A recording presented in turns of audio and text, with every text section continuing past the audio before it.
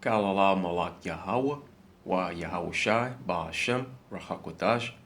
Double honors and blessings to the elders of GMS who rule well, and blessings and salutations to the brothers in the four winds of the earth, pushing his truth in all sincerity.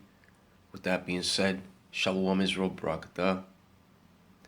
Unto the Akwath who listen, Barakatah as well. Today's lesson.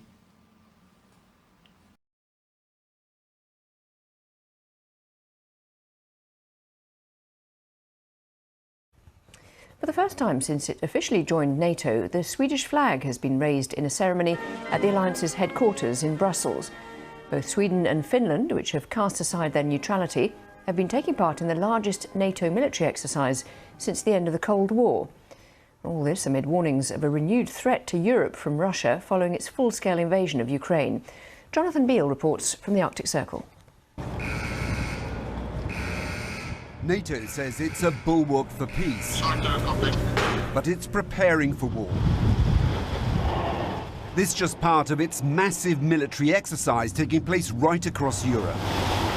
And with newest members, Sweden and Finland, in no doubt as to why they've joined. Being alone against Russia is like, why take that risk when you can join NATO? I personally feel a lot safer because now we have allies to depend on. In this scenario, they've come to defend northern Norway after it's been invaded. They're not calling the enemy Russia, but it is a near neighbour. The aim of this exercise is to demonstrate how NATO would come to the aid of an ally under attack.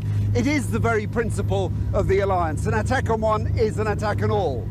But just how likely is that? No one's saying the threat is imminent. Russia's preoccupied with its war in Ukraine. But it is Moscow's aggression that's sounding the alarm. The important thing is, it's not if they will reinforce themselves, it's how long will it take. You're sure Russia is a threat? I'm sure that Russia is the threat, yes, and that we need to become even stronger as an allied country in the upcoming 5 and 10 years. It's those living closest who are most aware of the threat. The country's now boosting defence spending, but also mentally preparing themselves for war. Both Finland and Norway share a border with Russia. And they've already strengthened their defences with a citizen army. Teachers, nurses and carpenters. They're also part-time soldiers.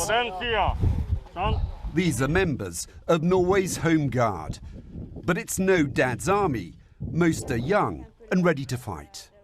You know, in World War II, this county was burned down, the whole county. So my grandparents, everyone, they had to flee. And yeah, so if that's my option, or just stay here and fight and do something I'm trained for, I'd rather stay here and fight, yeah. I look at the newspaper more often now than I did before, just to see if there's something that's happened, or yeah, especially with Russia. For these Nordic allies, it is now strength in numbers. But for Russia, it's the mother of all unintended consequences. More NATO on its border. Jonathan Beale, BBC News, the Arctic Circle. Revelation 11 and 14, the second woe is past, and behold, the third woe cometh quickly. The second world war of destruction has passed, but the third world war of destruction cometh quickly. Just as soon as they implement that CHIP of Revelation 13 and 16, then that greater war comes. First cometh the CHIP of Revelation 13 and 16, and then that greater war to end all wars. And it shall come quickly. And before you know it, World War III will be at the doorstep.